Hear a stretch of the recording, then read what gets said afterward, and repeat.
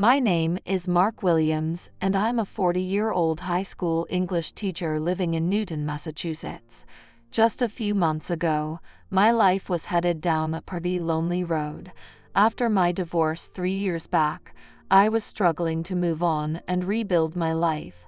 Don't get me wrong, teaching literature to bright young minds has always been my passion.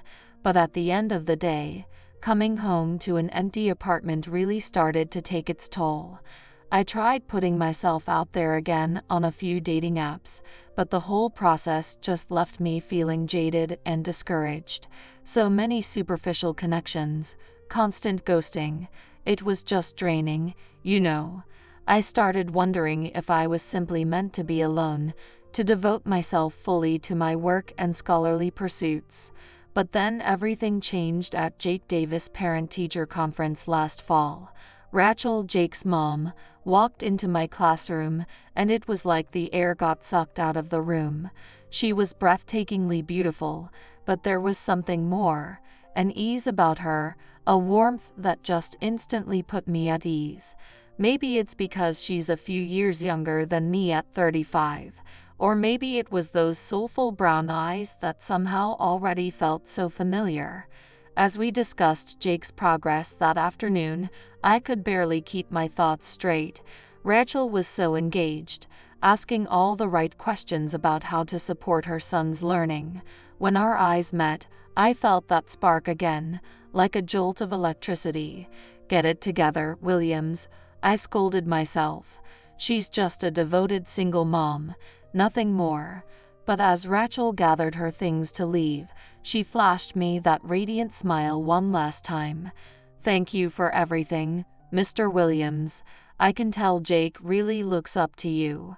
Just like that, a little ray of hope crept back into my life. Over the next few weeks, I just couldn't get Rachel out of my mind, scanning the cafe after my morning run, wondering if that was her ordering a latte across the street, imagining her laugh, her voice, whenever my mind started to wander during sleepless nights. I knew I had to take a chance and put myself out there, one more time. So I decided to make that parent-teacher conference the starting line of a new chapter in my life, no matter how scary or uncertain it felt. Maybe this time, I'd finally find the courage to go after what, or who, could finally make me whole again. After that fateful parent-teacher conference, I knew I had to muster up the courage to take a shot with Rachel. My mind kept replaying that warm smile, her caring demeanor. She just seemed like a genuinely good person. But the fear of rejection was almost paralyzing. What if I misread the situation completely? The last thing I wanted was to make Rachel uncomfortable or creep her out. I spent weeks mulling it over, trying to devise a plan, until one day, I quite literally ran into her at Newton Common. We both grabbed for the same stray frisbee and started laughing when our hands touched. "Mr. Williams, what a coincidence," Rachel said, brushing back a tousled strand of hair. Even in simple yoga pants and a t-shirt, she looked effortlessly radiant. Please, call me Mark," I stammered, feeling my cheeks flush. "Way to play it cool, dude. Are you here with Jake?" Rachel nodded. "Yes, he's over on the playground. She paused, seeming to consider her words carefully. "I'm picking up the pieces after going through a really difficult divorce recently." Something about her vulnerability in that moment melted away my nerves. "I'm so sorry, Rachel. I unfortunately know how painful that can be." Her eyes widened. "Your divorce. God, I haven't even thought about how insensitive I'm being, bringing that up." "Not at all," I reassured her. "It's been 3 years, but I'd be lying if I said I'm fully over it. The loneliness is the hardest part." Rachel squeezed my arm, sending a shiver down my spine. "For what it's worth, you seem like an incredibly caring, empathetic man. Any woman would be lucky to have you in their life." Was she flirting with me? The prospect both thrilled and terrified me, but her kindness put me at ease. "Listen, I know this is forward, Mabe, but would you like to grab dinner sometime? No pressure if not. I just. Mark. She cut me off, smiling warmly. I'd love that. That's how it began with Rachel and me. Over the next few weeks, our date nights started casually, drinks at a low-key pub, ordering takeout while Jake had a sleepover. But soon, I found myself captivated by her stories and perspective. She radiated such strength after the hell of an abusive marriage to Jake's father, Tom. Just listening to the hints of trauma she'd endured made me admire her resilience and fortitude all the more. You're so easy to talk to, Mark, Rachel said over pad thai one night, resting her hand on mine. I haven't felt this understood in years. My heart swelled at her words. For the first time since my own divorce, I started to envision a future with a real partner, someone to share hopes and dreams with again. The more I got to know Rachel, the more I realized how alike we were, two broken souls seeking comfort, fighting loneliness and fear of loving again. But whenever I gazed into those warm eyes, my doubts started to dissipate. Maybe this time, I could finally open up fully.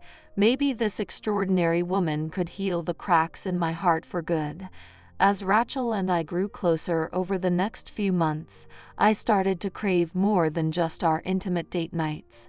I wanted to really become a part of her life, to share in the simple moments that make a family. And more than anything, I longed to connect with Jake in a meaningful way. Rachel could sense my apprehension about being introduced as her boyfriend. One night after a homemade pasta dinner, she gave my hand a reassuring squeeze. You know, Jake adores you already. He's always going on about how cool and funny his English teacher is. I felt a lump form in my throat. Yeah, but being a kid's teacher is totally different than trying to be a paternal figure of sorts. What if he resents me for encroaching on your lives? Mark. Rachel cupped my cheek tenderly. You've already shown me what an incredible man you are. I know Jake's going to be blown away by how caring and supportive you can be. Her faith in me was equal parts reassuring and terrifying. But I trusted Rachel's judgment implicitly, so I finally agreed to take the leap and meet Jake officially as her boyfriend over a family bowling outing. The moment I pulled up to the curb outside Rachel's place, the butterflies went haywire in my stomach. This was it, a make-or-break moment in my relationship with this amazing woman and her son. I cinched my bowling shoes tightly, saying a silent prayer for strength. Rachel must have sensed my nerves because she gave me a big hug before heading inside. Just be yourself, babe. We already love you for who you are. Those words steadied me as Rachel excitedly introduced me to her son. Jake, you know Mr. Williams from school, but I wanted you to properly meet my boyfriend, Mark. Jake grinned up at me, his eyes sparkling with excitement. Hi, Mr.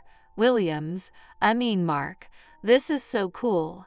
It's great to see you again, Jake, I replied warmly, forcing a smile as I ruffled his sandy blonde hair. Your mom tells me you're already a bowling pro. Yeah, I'm pretty good. My high score is 167, he bragged, puffing out his little chest with pride. Rachel pulled me aside, her face beaming. See? I told you he'd be over the moon. And she was absolutely right. From that very first frame, it was like Jake and I had been buddies for life. We traded jokes and high fives, got into a lighthearted competition over who could bowl the most strikes. Whenever I'd glance over at Rachel, her expression brimmed with pure joy and contentment. By the end of our outing, Jake had to be one of the most delightful kids I'd ever met. Sharp as a whip, with an incredible sense of humor and genuine sweetness. As we strolled back to Rachel's car afterward, he looped his little arm through mine. You know, I'm so happy my mom met you, Mark, he said matter-of-factly. She hasn't smiled like this in a really long time. I'll never forget the way my heart swelled in that moment, my eyes shamelessly misting over. This was it, the loving family I'd been missing, the connection I craved so deeply. For the first time in years, I felt completely and utterly whole. Of course, none of us could have predicted how that beautiful new beginning would soon be shattered, how one man's poisoned hatred would threaten to rip apart the little family we'd fought so hard to create. Those first few blissful months with Rachel and Jake were the happiest of my life. We spent countless nights cuddled up watching movies, baking batches of chocolate chip cookies together, playing endless rounds of crazy eights. Pure domestic bliss in its simplest, most beautiful form. I'd never felt so content, so hopeful about what the future could hold for this little makeshift family.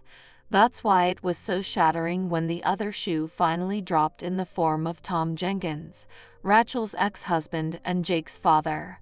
From what Rachel had shared, Tom had been an insidious, manipulative presence throughout their marriage. He started out charming enough, but behind closed doors, his volatility and abuse slowly whittled away at her self-esteem over the years. The man had a twisted way of making you feel crazy for even questioning his behavior. He used to tell me I was imagining things, projecting my own insecurities onto him, Rachel confided one night, nestled against my chest. By the end, I lived in a constant state of anxiety and fear. So when Tom unexpectedly resurfaced 4 months into our relationship, the shockwaves reverberated through all of us. Suddenly, this looming figure from Rachel's past was very much a haunting presence. We'd just finished a family dinner at our favorite pizza place when Jake's phone buzzed with a text from an unknown number. The color drained from his little face. It's my dad, he gulped, frantically showing the message to Rachel. He says he's out and wants to see me. Oh my God. Rachel looked like she'd seen a ghost, her hand trembling as she covered her mouth. How is that even possible? He was supposed to be in prison for another 2 years at least. I pulled them both in close, trying my best to project a calming presence, though truthfully, I felt panic clouding my thoughts too. It's going to be okay. Whatever Jake wants, we'll respect that, but we're here for you guys. Jake nodded solemnly. For the first time since I'd known the typically cheerful, rambunctious kid, his eyes were laced with fear. I'm not sure I want to see him. What if he gets mad? You don't owe that bastard a thing, I said, probably a bit too harshly. Sorry, Jake. I just mean, your dad doesn't have any right to force his way back into your life if you aren't comfortable. Especially not after how he treated you and your mom. Rachel leaned in, wrapping her arms tightly around her son. Mark's right, baby. We're going to get through this together as a family, okay? We'll figure out what to do. From that moment on, an oppressive dark cloud seemed to follow us everywhere. Phone calls and ominous texts from Tom taunting Rachel about keeping his son from him. Sudden knocks at the door that made us all jump.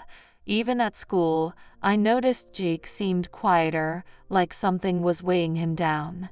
I did everything I could to remain a steadying force, having Jake over for weekend sleepovers to get his mind off the drama, squeezing Rachel's hand tightly whenever she broke down in fresh bouts of panic and despair. But Tom's menacing presence lingered. Until finally, one fateful night, it all came to a horrific head. We were all having a typical Sunday night dinner, Jake's favorite spaghetti and meatballs, when suddenly, an incessant pounding at the door made us all jump. Jake's eyes went saucers wide with terror. It's him. I know it, Rachel whispered, clutching my arm desperately. Oh God, he's going to take Jake from me this time. Mark, I can't lose my son. I pulled her in tightly, trying to steel my own nerves. I'm not going to let that happen. Why don't you two go wait upstairs? I'll handle this. Before Rachel could protest, I firmly kissed her forehead and strode to the entryway. Taking a deep breath, I flung open the door to reveal the haggard, scowling figure on the other side. "Can I help you?" Tom sneered at me, reeking of stale cigarettes. "Where's my kid? I got rights, you know. And who the hell are you?" I crossed my arms sternly. "Jake's not going anywhere with you looking like this, Tom. And I'm the boyfriend, the stable, caring person in Rachel and Jake's lives now." That clearly struck an infuriating nerve with the boorish man. "Stable? I'll show you stable when I take that kid away from this psycho woman." That's when Jake came barreling down the stairs behind me, his eyes pleading. "Please, Mr. Williams, don't let him in. I swear I'll be good, I promise." Something inside Tom seemed to snap at the desperation on Jake's face. Shoving me aside, he burst through the doorway with fire in his eyes. "What did you do, you little brat? Turn my own kid against me. I'll teach you to respect me." Before I could process what was happening, he grabbed Jake by the shoulders, giving him a harsh shake. That's when all hell broke loose. In that blindsiding moment when Tom burst through the door and grabbed Jake, everything seemed to move in slow motion. My heart pounded in my ears as I watched the terrified young boy desperately trying to wrench himself free from his raging father's grasp. Something primal, protective surged through me then. Before I could rationally consider my next move, I was lunging forward and shoving Tom back with all my strength. "Get your hands off him," I shouted, my voice booming with an intensity I didn't recognize. Tom went stumbling, nearly toppling over from the force. Rachel came rushing down the stairs, pulling a trembling Jake close. "What's going on? Oh my God, Tom, please just leave us alone." But the drunken brute seemed past the point of rational discussion. Regaining his footing, he fixed me with a murderous glare. "You're gonna pay for that, pretty boy." In a flash, his balled fist came swinging toward my face with sickening force. I just barely managed to deflect the blow, but the next one landed squarely against my jaw with a sharp crack. Metallic tastes of blood filled my mouth as I slammed back against the wall. "Mark!" Rachel screamed in horror, clutching Jake protectively as Tom stalked menacingly toward me. Adrenaline coursed through my veins as the gravity of the situation crystallized. This deranged man could seriously harm all of us if his rampage continued unchecked. Time to end this before someone got hurt even worse. Pushing through the searing pain, I steadied myself and landed a solid punch squarely against Tom's nose. A guttural groan escaped his lips as his head whipped back. For a fleeting moment, I thought I'd neutralized the threat, but then his icy glare refocused on me with chilling intensity. "You're dead, man." The next several moments are still a dizzying blur. More grunts and dull thuds as Tom tackled me to the hardwood, the acrid smell of his boozy breath overwhelming my senses as we grappled. At some point, Rachel frantically ushered Jake to call the police while she tried in vain to pull her ex-husband off me. Finally, after what felt like an eternity, the sound of wailing sirens pierced the chaos. Tom went skittering off me like a cornered rat, eyes wild with panic. "This isn't over," he spat, recoiling toward the front door. "I'll get my son back if I have to kill every one of you." And just like that, the warped man fled into the inky night, leaving all of us shell-shocked in the deafening silence. It was over, for now. Cradling her son closely, Rachel rushed over and crouched beside me, cradling my bruised and bloodied face in her palms. "My God, Mark, I'm so sorry," she choked out, tears streaming down her cheeks. "All because of my past, because of him. This never should have happened." I managed a pained smile, gently brushing away her tears. "Hey, I'm okay. We're all okay. That's what matters."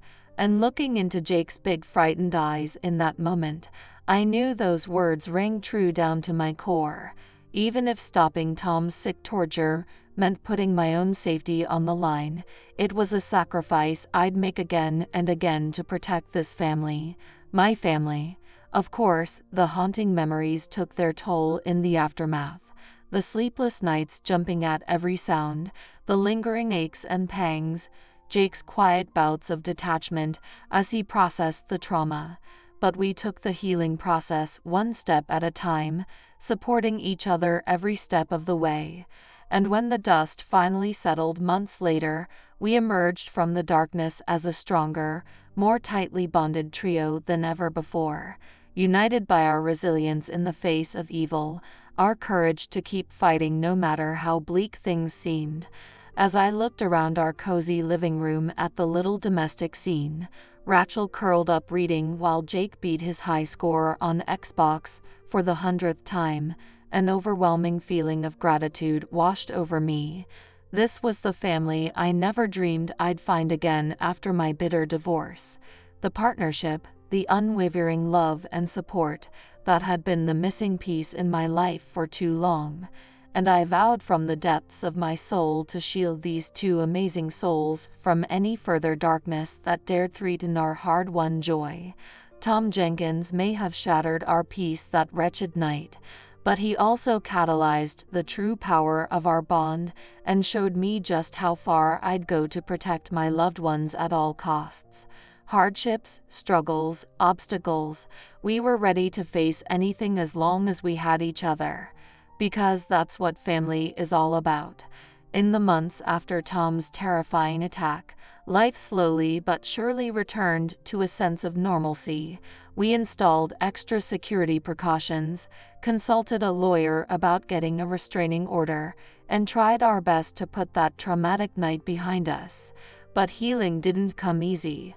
There were still nights when Jake would jolt awake from night terrors, crying out in panic, or times when Rachel would slip into an anxious spiral after a strange sound or unexpected knock at the door.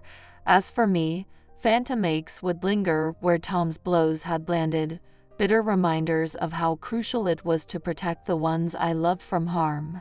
But we persisted through the darkness, weathering each setback together until the wounds began to gradually scar over. We clung tightly to the ordinary domestic moments that made life feel normal again: family movie nights, backyard barbecues, Rachel and I stealing sweet kisses in the kitchen while Jake jokingly gagged nearby. "I still can't believe how lucky I am to have you two in my life," I told Rachel one evening as we soaked in the hot tub, Jake tucked safely in bed. "After losing so much, I never imagined I'd find a real family again." She laced her fingers through mine, smiling warmly. "We're the lucky ones, Mark. You didn't have to put your own safety on the line for us that night, but you did, without a second thought. That's true bravery." "Of course I did," I said simply, pulling her close. "You two mean everything to me. I'll always do whatever it takes to protect this family, no matter what." And from that point on, things only continued blossoming in new, beautiful ways. Jake thrived in middle school, finally feeling secure and grounded enough to explore sports and music.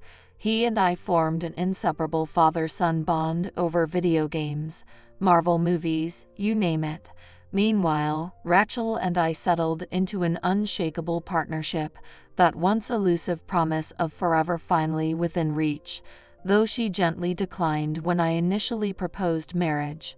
"Baby steps," she warned through a dimpled grin. It didn't dampen my hopefulness about our future one bit, because in a strange way, Tom's twisted actions had only reinforced the profound depth of our love for each other and our unconventional little tribe. We'd been through the ringer, stared down true evil, and emerged scared but indomitable on the other side. Which brings me to that perfect late summer evening, one I'll never forget until my last fading breath. We'd just polished off a hearty backyard barbecue under the twinkling constellations, bellies full of grilled meats and Grandma's famous potato salad. Rachel had slipped inside for a moment when I looked over to see Jake watching me with an oddly serious, contemplative look in his warm brown eyes. "What's up, bud?" I asked, draping an arm around his slim shoulders. "You've got that look going on again. Spill it." The teen fidgeted bashfully for a moment before meeting my gaze. "It's just, you know how much I love you, right, Mark? Like, you're pretty much the best dad a kid could ask for."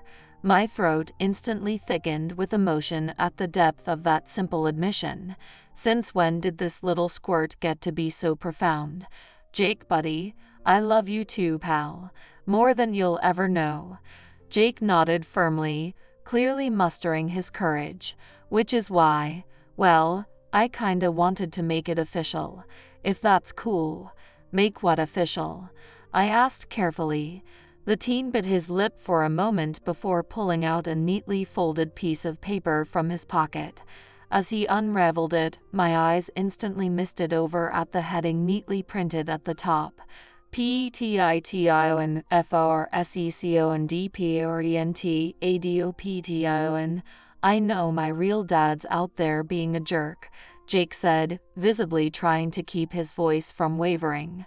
"But as far as I'm concerned, you're my real dad. The one who's always had my back, no matter what. So, what do you say?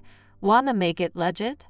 By that point, tears were streaming freely down my face as I crushed Jake's lanky frame against me in a huge bear hug. All the moments of darkness and struggle had led to this, the ultimate sign that we'd persevered through enough to forge an unbreakable family bond. "Absolutely, son," I choked out. "Nothing would make me prouder." Rachel beamed from the patio door where she'd clearly been watching, her eyes shimmering with happy tears. As the three of us embraced under that starry sky, I knew without a doubt that this was the fresh start on life I'd been seeking. A chance to leave the past behind and dive headfirst into the warm embrace of a family that cherished me for who I was.